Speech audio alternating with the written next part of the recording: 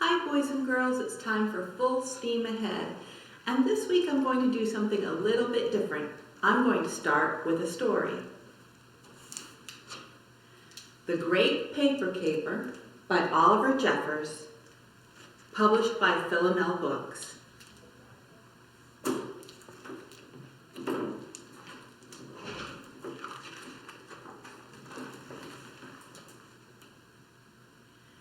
There was a time in the forest when everything was not as it should have been. Everyone who lived there had been noticing strange things. Branches, they agreed, should not disappear from trees like that. Okay, the branch is gone, and they don't know why. Someone, they agreed again, must be stealing them. And they each in turn blamed the other. The beaver thinks the pig did it. The deer thinks the owl did it. The goose thinks the beaver did it. The owl thinks the boy did it, and the boy thinks the goose did it. I wonder who did it. They all had solid alibis, excuses, which meant it couldn't possibly be any of them. So the tree thief must be someone else. It was all very mysterious indeed. Uh-oh. We see a bear up here sawing a branch. The branch is gone. And when owl comes to roost, plop. An investigation was launched to get to the bottom of things. They were each given a different job to do so the tree thief could be caught. I'll be the detective, and you can be the judge. Why do I have to be the judge? Why not him? I'm the prosecutor, that's why. Well, there can be no doubt now, boys and girls, who is cutting down the branches and trees. Our suspect, the bear. But right here is a poster. The 112th Biennial Paper Airplane Competition. Next Saturday, 2 p.m. All entries welcome. That gives us a clue as to why. They took photographs, made notes, examined every leaf, but no matter how hard they investigated, no clues could be found. What's happening? The bear is flying paper airplanes, and it looks like he's getting very frustrated. Oh no, the beaver has found a clue, so he hides.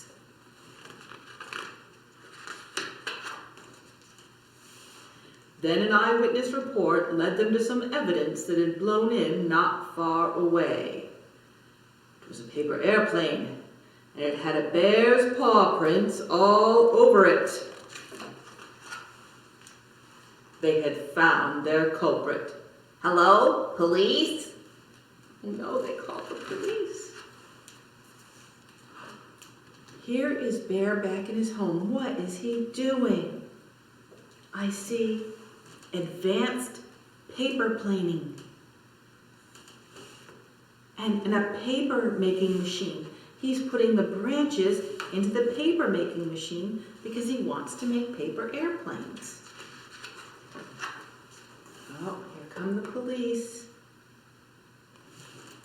What's this? A picture of his great-grandpa and a picture of his grandpa with trophies for paper airplanes. It all makes sense now. Knock, knock, knock. The bear was brought in to have his picture taken and to appear with other suspects, and was kept late into the night to answer questions. Where were you that night?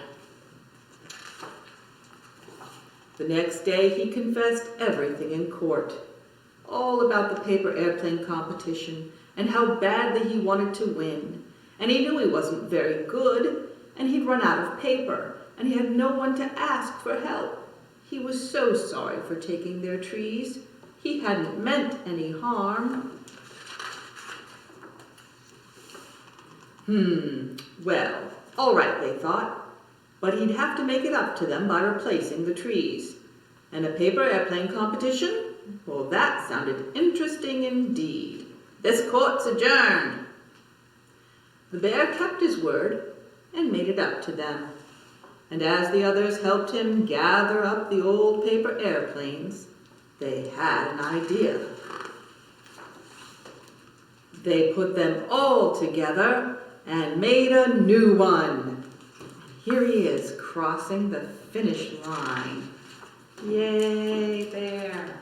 Now, for our STEAM activity today, we're going to make paper airplanes. First, I want to tell you a little bit about how paper airplanes fly. It's all about forces. The forces that keep a real airplane up in the air are the same forces that keep your paper airplane up in the air. What is a force? Well, a force is something that pushes or pulls on something else. The force that creates the forward movement of an airplane is called thrust. Now, an airplane has a very powerful engine to create that thrust. A paper airplane doesn't have an engine. So what's going to create that thrust? I bet you know. It's our arm movement. Our pushing is going to cause that thrust. Now, once you let go of the paper airplane, no more thrust is happening, so it starts to glide and then eventually falls. So why do some airplanes fly longer and farther than others? That's due to something called lift. For a lift to work depends on the shape of the plane. So, if you try to throw a piece of paper that wasn't folded, it doesn't get very far. But when you fold it and then throw it, there is a point at the front of the paper that gives it an aerodynamic shape, and it can slice through the air. It's also why cars are shaped the way they are. It's called aerodynamic when something has a pointy front and then the air can easily come up over it. You wouldn't have a car that has a front that's big and flat, because that's not very aerodynamic.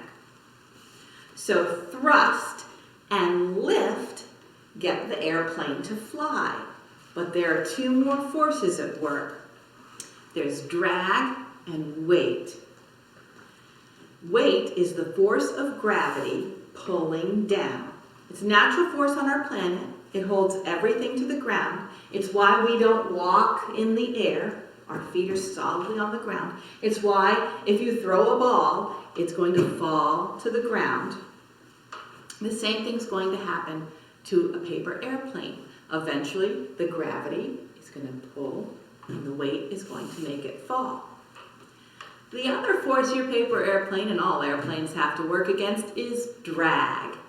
Drag is something that slows the forward motion.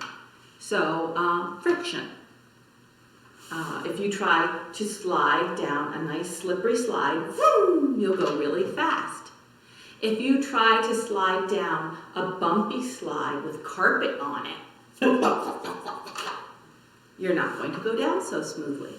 So when a paper airplane is going through the air, it has to push that air out of the way. And that's what causes the drag. Like when you put your hand out a window and you feel the air stopping you. So you do this, and you find that it can go very smoothly through the air like that. Or when you're running and it feels like there's a breeze on your face, that's not actually a breeze. That's your face hitting the air. It's the friction of the air on your face. So the drag and the weight are the two things that are going to try and make your airplane come down. So we have to work on the thrust and the lift. Time to make some paper airplanes.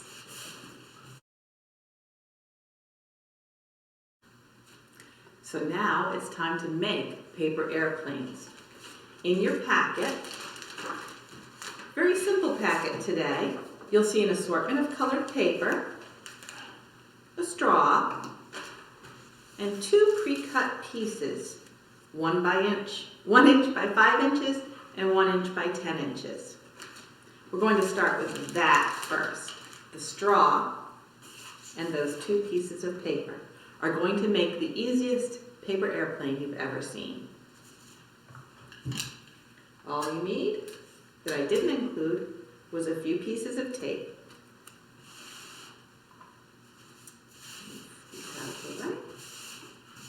Give you 2 strips and your straw. So you take the strip and make it into a circle and tape it closed.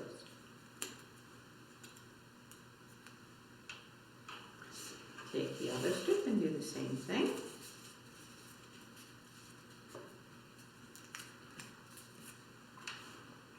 Now,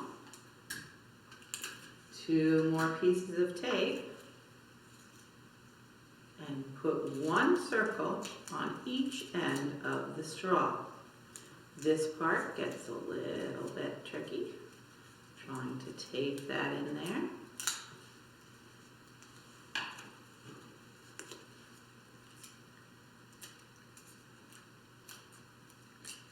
Having flashbacks to slime.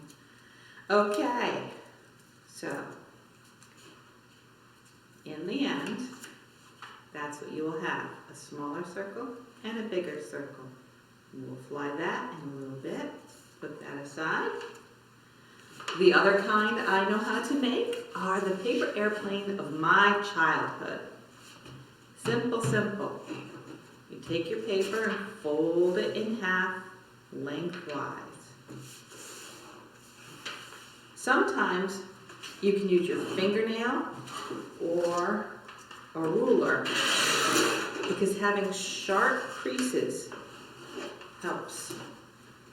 Again, with that aerodynamic.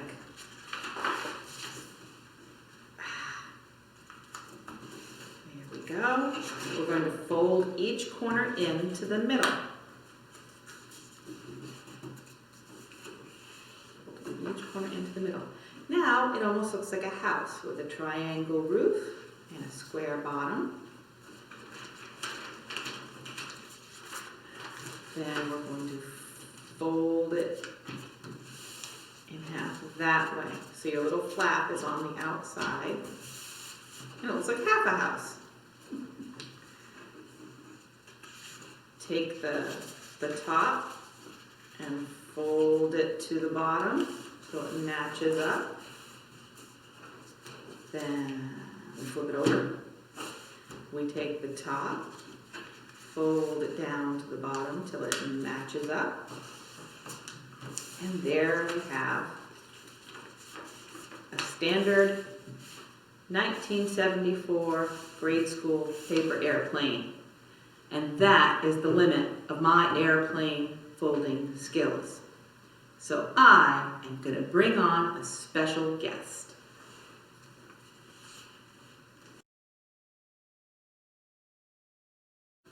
Hey guys, it's Shane. I loved making paper airplanes when I was young.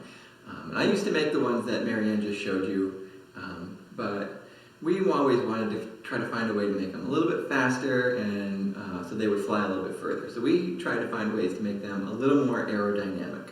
So we found a way to make one that looked more like a jet plane, which looked cool for us. It follows a lot of the same original folding as Maryann's did. There's just a few more folds. So we're basically going to start, same piece of paper. We are going to fold it in half, lengthwise, corner to corner. And like Maryann said, a really sharp crease is very important.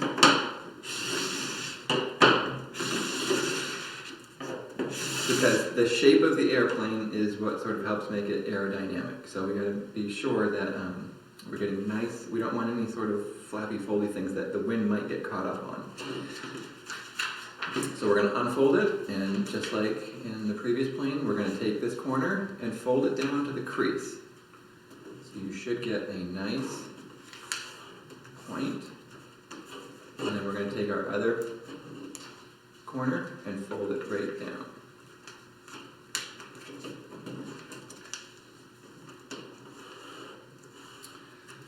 All right. So now, when you fold it up, it's starting to look a lot like Maryann's plane, but we're going to fold this one more time on the inside so we can make the body a little bit smaller and make it a little more aerodynamic. So now we're going to take the far corner and we're going to bring that in to that middle line. And we should get the same kind of point we did when we fold it in. Again, just really nice, just really push it down. And then we're going to take the other corner and bring that in.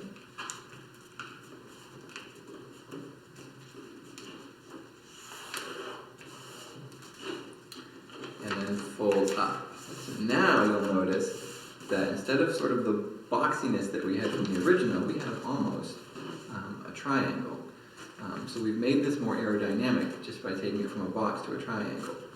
So now we take it and we just take the whole wing down. Some people kind of will fold it here. You can do that, but because you're leaving all of this down here, you're creating more area for resistance, for the weight and the drag. So I take it all the way down, fold it all the way down. And we're basically just making a smaller version of the triangle that we just made. So now we have a very compact, small body airplane that's very aerodynamic. You've got two sides that the wind can kind of come up and go off the sides. But we've decreased the size of the body. So we've decreased sort of the weight of the object. And we've decreased how much gravity and drag can affect it. So when we throw this one, you'll notice that this one will fly a lot farther and will go a lot faster, and it will be a lot straighter because of that aerodynamic shape. So this is, I don't know, we always called it the jet, but this is sort of the plane that I made growing up. And then another plane that we kind of made growing up was sort of, I don't know if you've ever seen the Stealth Bomber. If you've seen the Stealth Bomber or you want to Google it, it's a really cool looking plane. It can do a lot of sort of aerial tricks. So this is going to be more of like a trick plane. So this won't go straight, it won't go fast. We're actually increasing the amount of mass that is affected by the lift and the drag and all of those things, because we want this to be more of a trick plane.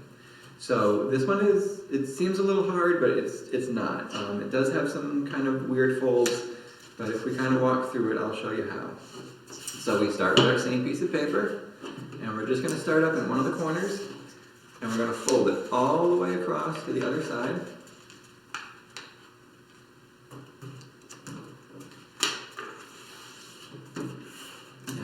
Really strong creases. And then we're going to open it up and we're going to take the other corner, the other top corner, and go down the other side.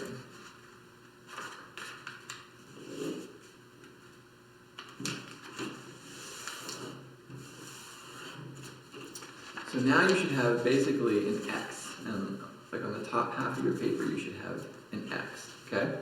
So now what you do is you kind of pull the sides in on itself, and it's going to want to make a little triangle. And then you flatten this top part. So now we're kind of getting into a little bit more of what would sort of be considered origami.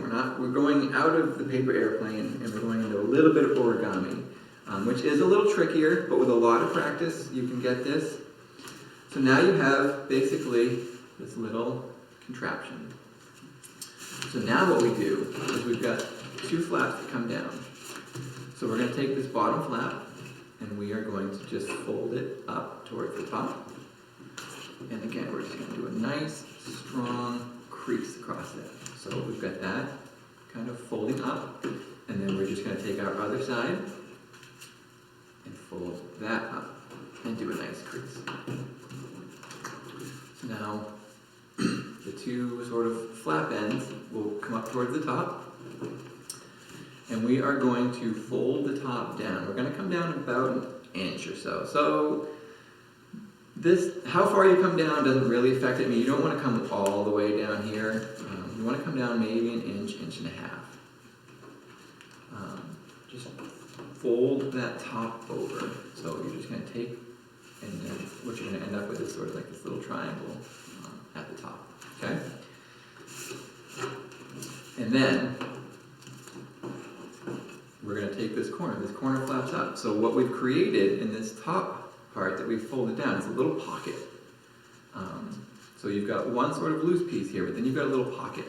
So we're going to take this pointy end and we're going to tuck it right into the pocket and push it in as far as we can get it to go without really cramming it in there. And then we're just going to do a nice crease, and then we're going to do the same thing with this other side. So we've got a little pocket that this corner will fold into nicely.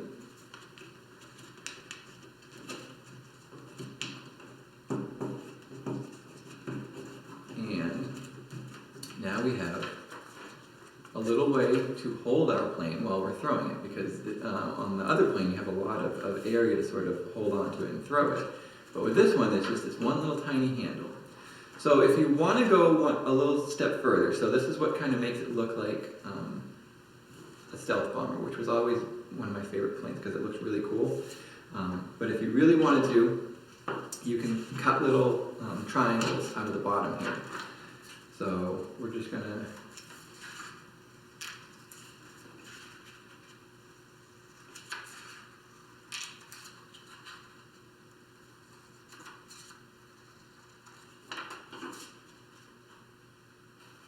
And what this plane will do, because there's so much sort of mass and size to this, it will catch a lot of the wind, and that's what we kind of want it to do. So when we demonstrate how this one flies, this one's really cool because this one will do all kinds of like loop-de-loops, and it will do sort of like, you know, what would be considered kind of like the barrel roll. And it's just kind of a cool plane because it looks really neat. It kind of looks like the look of Pac-Man, right? But so now we've made it aerodynamic. Now, so sort of the reason you have these is so that like the wind will have a place to go and it'll actually kind of like whip off the back, and I think that kind of helps with like the spinning and the spirals.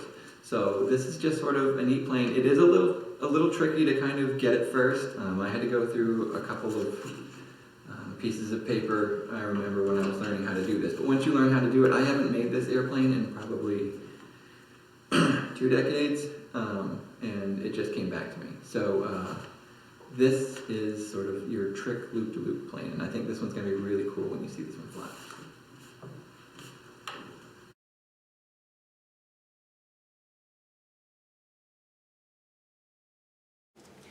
Welcome back. We are now in our science lab. We needed to find a place that had enough room for the airplanes to really get a good distance, and we couldn't do that in the story room with all the equipment. So we're out here in the young adult section in the hallway. I wish we had these bookcases gone, like if we were in a gym you could see even further, and if they go around corners. Right now we're going to see distance is what we're going to measure, and this will show us distance. One of the things you want to do when you're doing an experiment is always have something controlled. You want to make sure you're always starting the same spot. So I have a piece of masking tape I'm going to put down, and that will be where I put my feet when I throw the paper airplane. That way I know it's not going farther because I've moved further. We know it's going further because of the plane itself. So if you have a hallway at home to do this in, or you could go do it outside, driveway might be helpful. Just mark someplace on the ground where you're going to stand. Now our method this time is going to be, I am going to throw each of the 4 paper airplanes once. Then Shane will come in and he will throw all 4 paper airplanes once. And we'll compare how far the paper airplanes went. A scientist would never just throw a paper airplane once and say, well, that's it. They would do it over and over again to kind of get an average. So that's what we're doing today. And I'm going to start by placing this on the floor.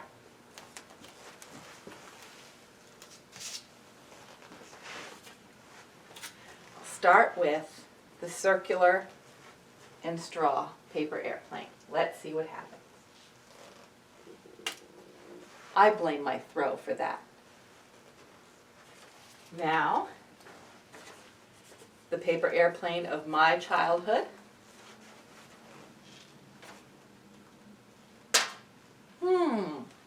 These are disappointing results. The scientists would definitely want to do this over and over again. Now, Shane's jet. Woohoo! That went so much further. Now the trick airplane. This one, because it's a trick airplane, is not going to want to go straight. All of these wonderful places where the wind can catch are going to make it do strange things. I hope it stays on camera though. Let's see.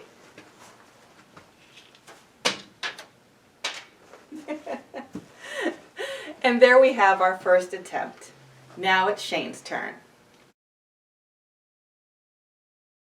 Alright, so now it is my turn. I'm going to see if the thrower has any impact on how far these planes go. So we're going to start, we're going to do the same control group, we're going to do it in the same exact order. So I'm starting with the straw and the circle pieces of paper. I'm putting my foot on the line where Maryann was standing. And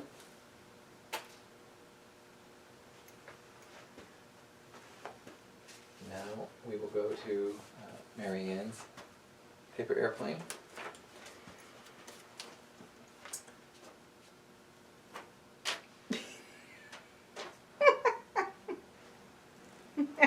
I think throwing, I don't know that the thrower has much to do with that one. What you will notice with this one is because it's so tipped, when you throw it sometimes you kind of get that little crooked nose. So you just want to make sure that you kind of straighten that out and just kind of crease it again. And you can do this a lot of times before it'll stop going. But if you decrease the aerodynamics of it, you're going to really take away how far and how fast it will go. So just kind of straighten it out, and that looks good. And we'll see how far we can get it to go.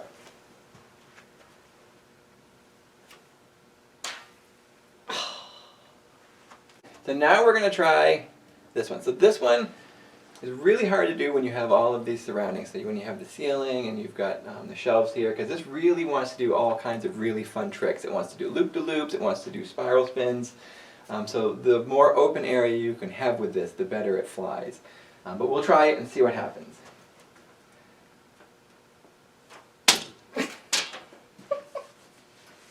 But you'll notice that's the only plane that went up. Like that one went really far up, and that would have gone even further. So if the ceiling wasn't there, that would have gone way up even higher and looped around. And it probably would have done a few spirals. So the more open area you can use with that plane, the better. It's really hard to sort of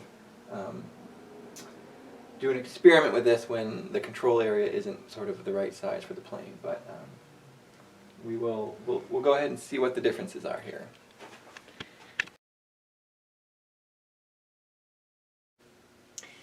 As you can see, I marked off where I flew the jet to. That's where the tip, the nose of the plane landed. And when Shane threw it, it landed here. So I think we can safely say, in that case, the thrower had something to do with the success of the flight. But it definitely flew faster and farther than any of the other airplanes we tried. So that's it for this week. I hope you fold your paper airplanes. There are lots of tutorials online if you want to try different kinds of airplanes. You can pause and re-watch Shane's folding on that trick airplane. I bet if you took that outside you'd get some amazing results. So that's it for this week. See you next time.